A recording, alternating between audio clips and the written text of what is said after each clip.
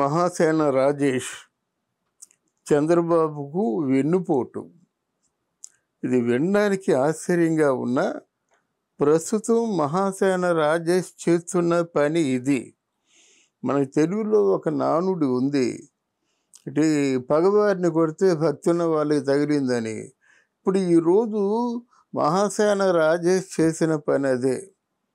పవన్ కళ్యాణ్ని దెబ్బతీద్దామని అనుకుని చేసినటువంటి వీడియో ఇది. నిజంగా మహాసేన రాజేష్ తాలూకు మనస్తత్వాన్ని చదివిన నాలాంటి వారికి ఎవరికైనా ఆశ్చర్యం కలుగుతుంది. ఏమంటావు ఇప్పుడు నువ్వు? పవన్ కళ్యాణ్ పిఠాపురంలో గెలవడు అంటావు, వారు వన్ సైడే వంగా గీతే గెలుస్తుందంటావు. తర్వాత అక్కడ ఉన్నటువంటి సామాజిక వర్గాల తాలూకు ఓటు శాతం ఏదో నీకు మాత్రమే తెలిసినట్టు చెప్తున్నావు. ఎలక్షన్లో దిగిన వాడికి తెలీదా? ఆ పక్క ఉన్న వర్మ గారికి తెలీదా? లేదా ఇంతమంది నిజమైన మిత్రులు శ్రేయోభిలాషులు ఉన్నారు, వీళ్ళందరూ కూడా పిఠాపురంలో ఉన్న సామాజిక వర్గం తాలూకు ఆ లోటుపాట్లు ఏవో తెలియవా? నువ్వు ఒక్కడివే చెప్పాలా? నువ్వు ఒక్కడికే తెలుసా? అంతెందుకు, నువ్వు మరి గురువు గారు లేకపోతే నా మార్గదర్శి అనుకున్నటువంటి చంద్రబాబు నాయుడికి పిఠాపురం తాలూకు ఆ టోపోగ్రఫీ తెలియదని నువ్వు అనుకుంటున్నావా? చాలా పొరపాటు చేశావు రాజేష్. ఇప్పుడు ఏమనుకుంటారంటే కేవలం వైసీపీ వాళ్ళు డబ్బిచ్చి చెప్పించారనుకుంటారు అంతే.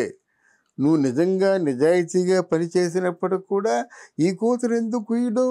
మహాసేన రాజేష్ అంటే ఒక నిజాయితీ గల వ్యక్తి అని ఎంతవరకు పేరు తెచ్చుకున్నావు.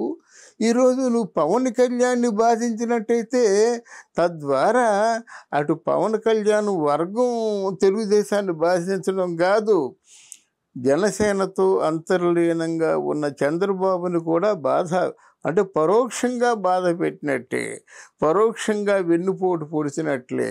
ఈ విషయాన్ని ఆలోచించుకోవాలి. ఏదో మీరందరూ కలిసి ప్రజాస్వామ్య పరిరక్షణ కోసం ఆంధ్రప్రదేశ్లో జరుగుతున్న అవినీతి బాగోతాన్ని ప్రజలకు ఆ గుట్టు విప్పి చెప్పడం కోసం దిగారు యుద్ధరంగంలో. ఒకడు పోవచ్చు, ఇంకోటి గెలవచ్చు, ఇంకోటి ముందు దూసిపోవచ్చు. మొత్తానికి మీరు అందరూ చేసేది యుద్ధం. ఎవరి మీదో మీరు గుర్తుంచుకోవాలి. మీ యుద్ధం పరాయి శత్రువుకు ఉపయోగపడే విధంగా మీరు యుద్ధం చేయకూడదు. మీ యుద్ధం అవతల వాడిని ఓడగొట్టాలి. ఎక్కడైతే అవినీతి జరుగుతుందో అనుకున్నారో, ఎక్కడైతే మనకి ఇలాంటి ఒక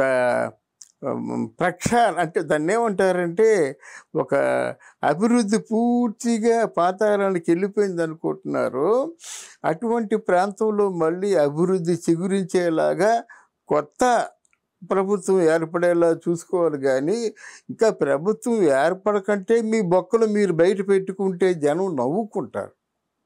మిమ్మల్ని వ్యక్తిగా ఎవరు చూడటం లేదు, మిమ్మల్ని కూడా ఒక నాయకుడిగా చూస్తున్నారు. నాయకుడిగా గమనించారు కాబట్టే చంద్రబాబు నాయుడు మీకు అవకాశం ఇచ్చాడు. ఇచ్చిన అవకాశాన్ని ఉపయోగించుకోండి. మళ్ళీ పవన్ కళ్యాణ్ చెడగొట్టడం ఎందుకు? అలాగే బీజేపీ గురించి కూడా మాట్లాడండి. బీజేపీ వాళ్ళు ఎంత దుర్మార్గులో, ఎంత నీచులో, ఎందుకు వాళ్ళు ఓటు వేయకూడదో మాట్లాడండి. మీకు దమ్ముంటే ఏంటే మాటలు? అవి తప్పు కదా. ఈ వయసులో ఉండి ఒక నిజాయితీ ఉండొద్దు మీకు? అసలు మీకు ఒక ఎయిమ్ ఉండొద్దా? ఇది రాజకీయం అని తెలుసు, ఇది రాజకీయం అని తెలుసు. నీ గుండెలు చీల్చుకుంటే రాముడు, లక్ష్మణుడు, సీత, ఆంజనేయ స్వామి వీళ్ళందరూ కనిపించరు. ఎందుకు గుండెలు చీల్చుకుంటే మాత్రం టాప్ అని గుండాయి చేస్తారన్నమాట. ఆ రోజులు కావు. మీరు గుండెలు చీల్చుకోవాల్సిన అవసరం లేదు. కానీ ఇక్కడ నిజాయితీగా ఉండాలి. అంటే రాజకీయపరమైన నిజాయితీగా ఉండాలి. మీరు ఏ లక్ష్యంతోనైతే వారిలోకి దిగారో ఆ లక్ష్యాన్ని నెరవేర్చుకోవాలి. ఇంకా బోర్డంత టైం ఉంది. చంద్రబాబు నాయుడు మీకు ఏ మేలు చేద్దాం అనుకున్నాడో, ఏమి చేస్తాడో చూసారా? ఎందుకు మీరు బయటపడతారు?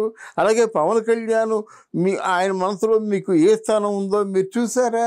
చూడకుండా ఎందుకు బయటపడ్డాం? ఇప్పుడు మీరు ముద్రగడ ఒకటే కదా, ముద్రగడ మీరు ఒకటే కదా. ఆయన తొందరపడ్డాడు, నా పేరు మార్చేయండి పద్మనాభరెడ్డి అని పెట్టమని చెప్పాడు.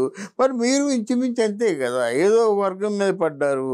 అంటే ఏ వర్గం మీద మీరు పడినా మూడు పార్టీలు కూడా దబ్బే. ఈ విషయాన్ని క్షుణ్ణంగా ఆలోచించి మనసు తెలుసుకొని ఎవరి మనసు ఎటువంటిదో, ఎవరు ఏ విధంగా సహాయపడాలనుకుంటున్నారో అది తెలుసుకొని మాట్లాడితే బాగుంటుంది.